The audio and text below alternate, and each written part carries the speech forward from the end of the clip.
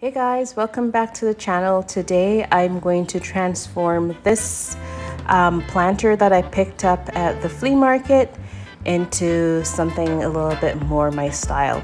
I picked it up a long time ago and it's yellow and red and rusted, so let's spruce this up a little bit. The first things you're gonna need is a drop cloth or some sort of plastic and some spray paint. I got a really good quality spray paint. Then obviously you put out the drop cloth, plastic, whatever you're using to protect your surface so you don't get spray paint all over it. And then you grab your item and you're supposed to use a wire brush to sort of like get the loose bits off, but I didn't have a wire brush, so I just used a regular brush. This is going outside, so I'm not super precious about it. Yeah, then you clean the area and begin spray painting.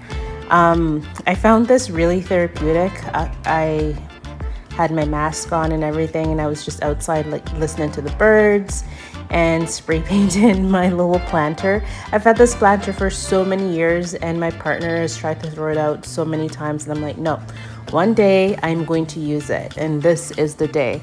So initially I wanted to do like white with the pipes or the taps being black, but then I'm like, I don't know, let's just go for a more uniform look. I got some spray paint on the tap, but that's okay.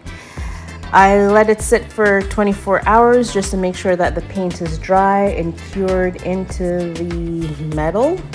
I think it looks really nice. It looks polished and clean. Looks like something that you'd get at Winners.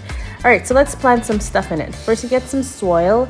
The garden center was having like 50% off all plants, so obviously I went nuts and I got a whole bunch of plants.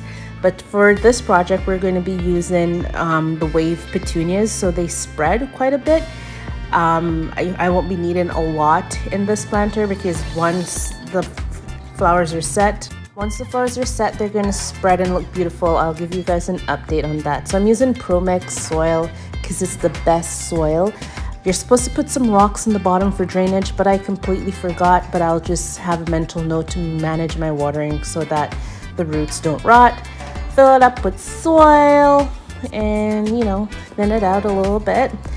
I obviously got these at Superstore, or the real Canadian Superstore if you're in Canada. Look at the roots on that bad boy. My goodness, those are some hefty roots.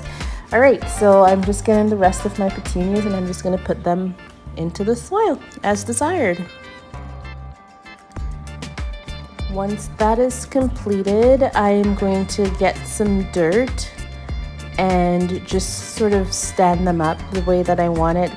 You know, do a little bit of landscaping. There's literally no landscaping to be done here. Yeah, just get some dirt and fill in the areas that need filling in, and just make sure that, you know, they look good.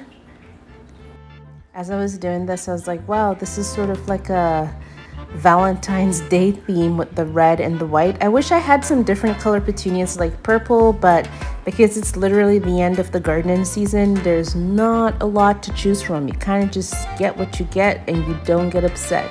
So now I'm going to put this big boy in here. Have to move some things around a little bit to make sure that fits.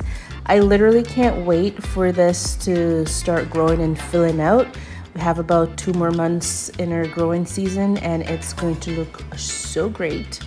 And like I said before, I will update you guys once it's completed, or not completed, once it looks the way it should look, not spaced out, but full and lovely. You can also put a little bit of fertilizer on these, not too much. I'm just deadheading the plant so that more blooms come. Just picking off the old dead bits. All right, so it doesn't look so pretty right off the bat because the flowers are in shock.